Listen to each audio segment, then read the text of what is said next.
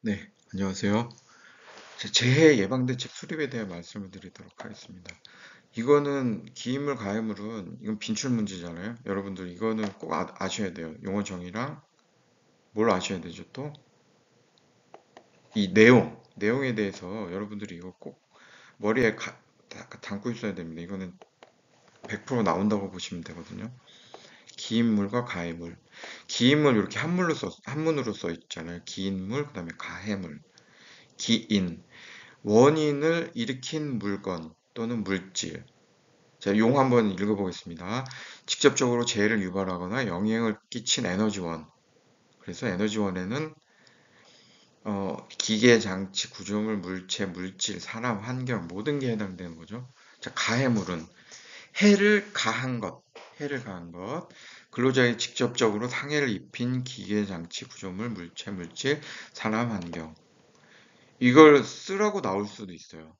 기인물과 가해물의 정의를 쓰시오. 이렇게 나올 수도 있고, 예시를 주고, 이렇게 예시. 작업자가 작업장을 걸어가던 중 작업장 바닥에 쌓여있던 자재에 걸려 넘어지면서 바닥에 머리를 부딪혀 사망하였다. 다음 중 기인물과 가해물을 쓰시오. 이렇게. 그래서 기인물은 뭐죠? 원인. 뭐가 원인이에요? 자재에 걸려 넘어진 거잖아요. 자재에 걸려 넘어진 것. 그 다음에 가해물은 뭐죠?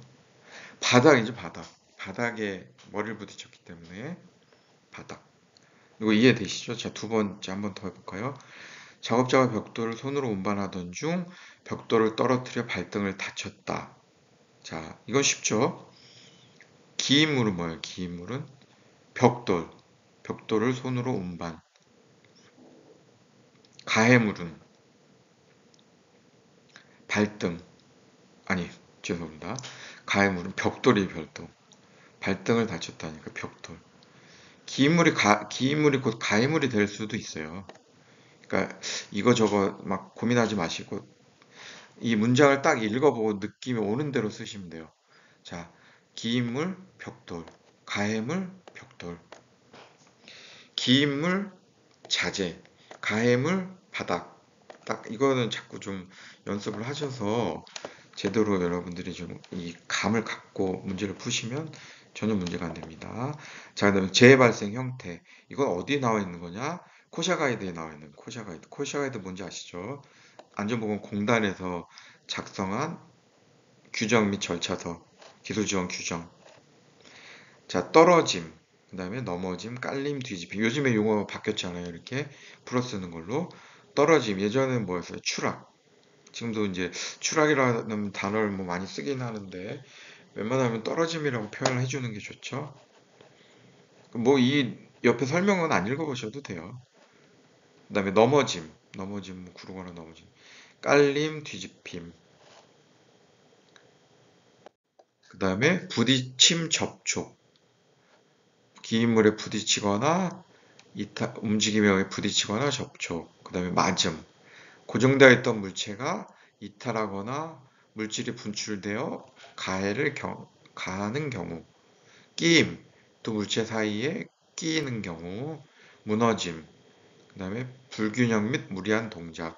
이건 한번 읽어볼게요.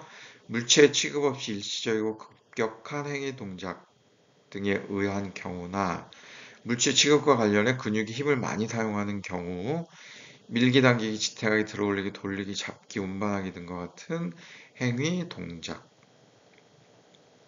그 다음에 이상온도, 화학물질 누출, 산소 결핍,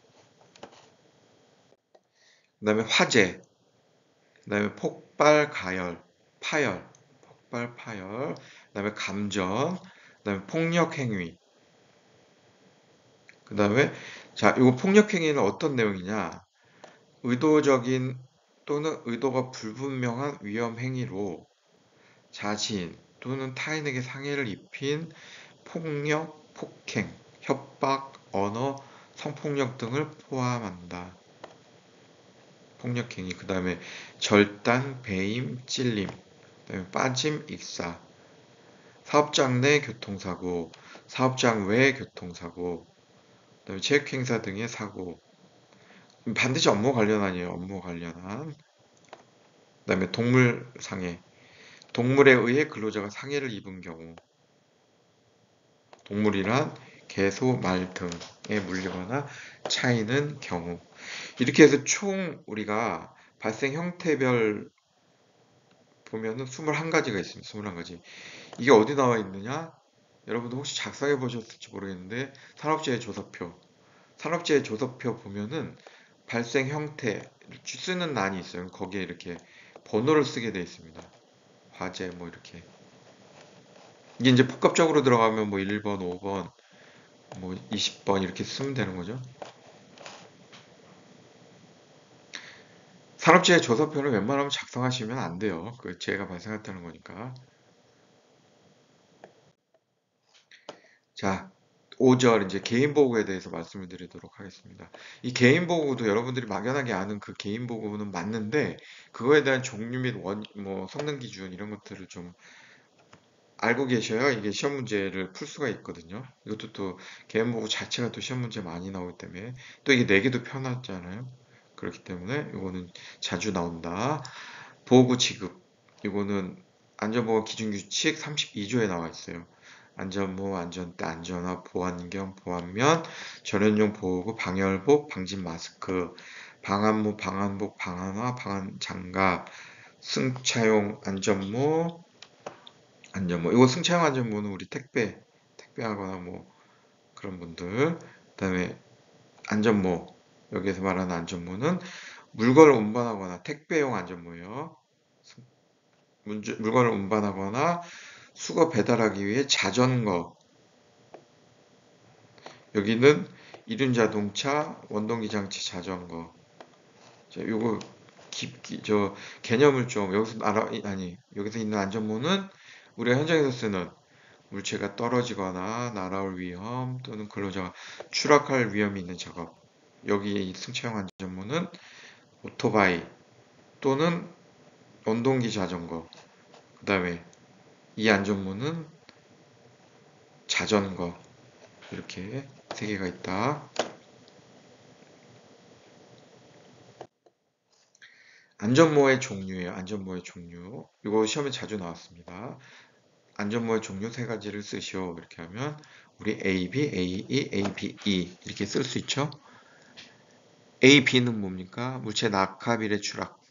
물체 낙하비례 추락. AE는 물체의 낙하비례 감전. 우리 또 이 지금까지 재해 발생 형태를 좀 풀었었는데 여기 또 이렇게 돼 있잖아요. 아직 이게 보고 안전인증 90인데 여기 또 낙하, 비례, 추락 이렇게 나와 있잖아요. 할 수 없죠. 우리가 법을 교체하지 않는 한 법에 나와 있는 대로 우리는 할 수밖에 없어요. 자, A는 낙하, 비례, 감전. 그 다음에 A, B, E는 낙하, 비례, 추락, 감전. 네 가지가 다 들어가는 거죠. 낙하, 비례, 추락, 감전. 그래서 A, B, AE, A, B, E가 있다. 여러분들이 쓰는 게 아마 A, B일 거예요. 현장에서 A, B. 근데 보통 이제 전기 작업자들은 A, B, E를 많이 씁니다. A, B, E. 근데 우리도 A, B, E를 써야 돼요. 이제 감전될 수도 있잖아요. 관리 감독자들, 안전관리자들. 현장에서 이거 꼭 한번 확인해 보세요. 자, 그다음에 이 안전모에 대한 시험 성능 6가지 시험하거든요. 내관통성, 충격흡수성, 내전압성, 내수성, 난연성, 턱금 풀림. 요 시험 성능 기준 요거는 객관식으로 나오지 주관식으로 나오지는 않기 때문에 요 시험 항목 6가지만 다음 안전모에 관한 시험 성능 기준 시험 항목 6가지 중 3가지를 쓰시오. 이렇게 나올 수 있죠. 요거 내관통, 내흡수성, 내전압, 내수, 난연, 턱금 풀림. 여러분들 알아두시기 바랍니다. 자, 그 다음에 안전대. 여러분들 착용하는 안전벨트. 안전대 종류는 벨트식과 그네식이 있다. 사용 구분에 따라서는 한계거리, U자거리, 추락방지대, 안전블록 이렇게 4가지가 있다. 자, 시험 성능 기준에는 동화중 시험을 하거든요. 자, 여기에는 이제 벨트 시계의 일자거리에는 시험 공통으로 빠지지 말 것. 그다음에 전달 충격 하중이 6.0kN 이하일 것. 유적 어려운 감속거리는 1000mm 이하일 것. 그다음에 쭉 안전근해식에 대한 내용. 그다음에 안전블록. 파손되지 않을 것. 전달 충격력 6.06kN 이하. 그다음에 억제거리 2000mm. 충격 흡수 장치. 충격 흡수 장치는 최대 전달 충격력 6.0, 그다음에 감속거리 1000mm 이하 이렇게 있다. 안전화입니다. 안전화. 안전화의 종류. 가죽재, 고무재, 정전기, 발등, 절연화, 절연장화, 화학물질용. 이렇게 해서 우리가 자주 쓰는 게 뭐죠? 자주 쓰는 게 가죽재고, 그 다음에 고무재는 어디에서 써요? 고무재는 내수성. 그 다음에 정전기는 인체대전. 그 다음에 발등을 보호하기 위한 거고, 절연화는 저압의 전기, 절연 장화는 고압의 전기, 그 다음에 화학물질용은 우리 화학물질 여러 가지 가스들 그런 것들을 할 때 쓰는 거죠. 가죽재, 고무재, 정전기, 발등, 절연화, 절연장화, 화학물질용 안전화. 이 중에 5가지를 알고 계시면 돼요. 자, 그 다음에 등급에 따라서 중작업, 보통작업, 경작업 이렇게 나뉜다. 광업, 건설업, 철광업, 여기는 중작업. 기계공업, 금속가공업, 보통. 금속 선별, 뭐 전기제품 조립, 화학제품 선별 이런 간단한 것들은 경작업. 그다음에 절연장갑. 절연장갑은 사용 전압이 중요하겠죠. 최대 사용 전압. 그래서 교류인 경우 4등급인 경우에 36,000V, 직류인 경우에 54,000V. 이게 4등급이다. 1등급인 경우 1등급 하나만 더 볼게요. 7,500V, 11,250V 이렇게 된다. 절연 장갑. 그다음에 방진 마스크. 우리 방진 마스크는 여러 번 쓰잖아요. 자, 사용 장소는 독성에 강한 물질이 함유된 분진 발생 장소. 그다음에 성면 취급 장소. 이런 데서는 요 방진 마스크를 써야 되는데 1급, 2급이 있습니다. 1급과 2급. 자, 1급은 뭐냐? 특급 마스크 착용 장소를 제외한 분진 발생 장소. 그 다음에 퓨미 열적으로 생기는 분진 발생 장소, 기계적 분진 발생 장소.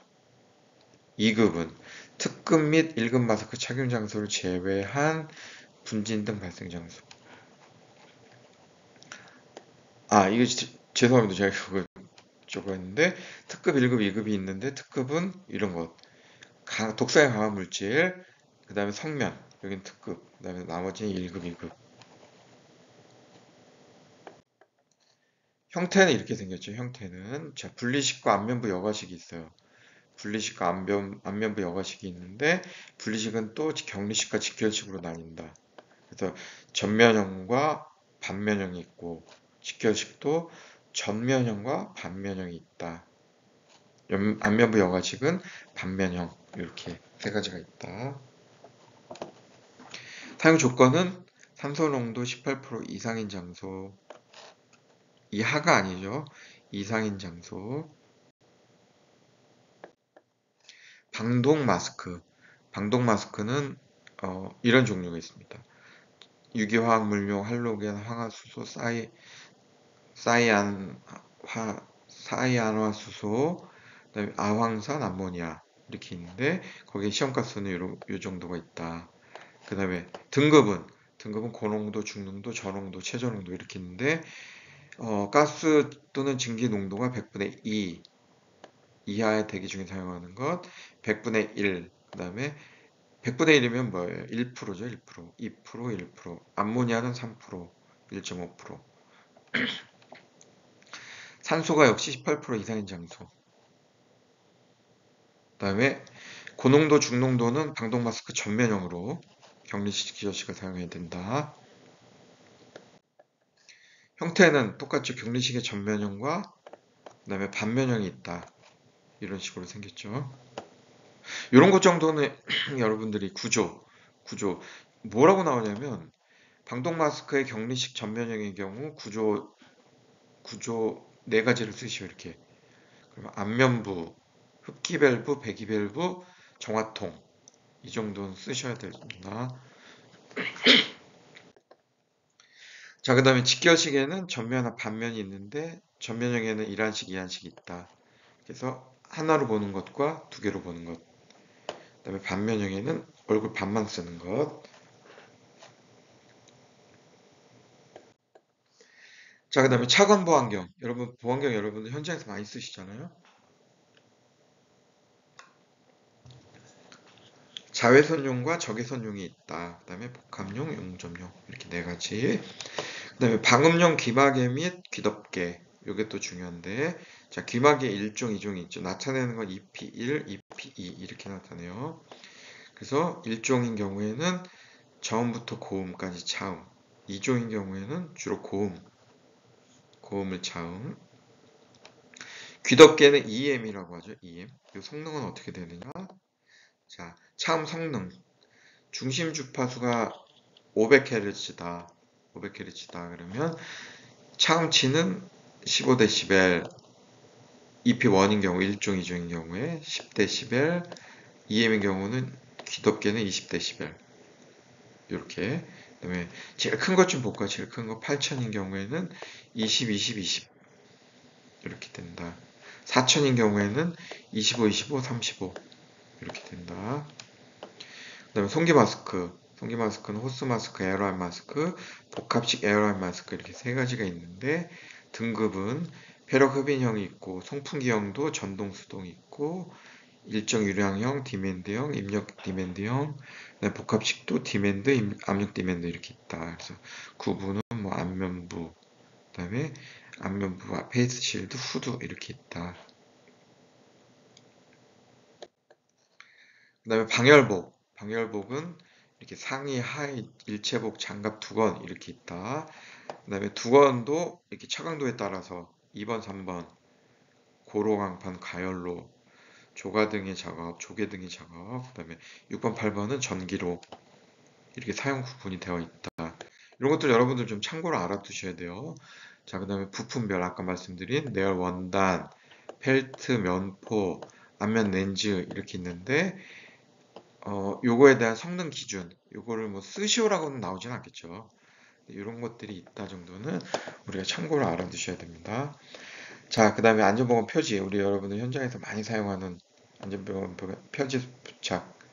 자, 사업 중 유의하거나 위험한 장소에 경고, 지시, 안내, 금지 이런 것들에 대해서 그림이나 기호로 된 표지를 설치하거나 붙여야 한다. 여러분들 이거 현장에 많이 설치하실 거예요. 자, 금지.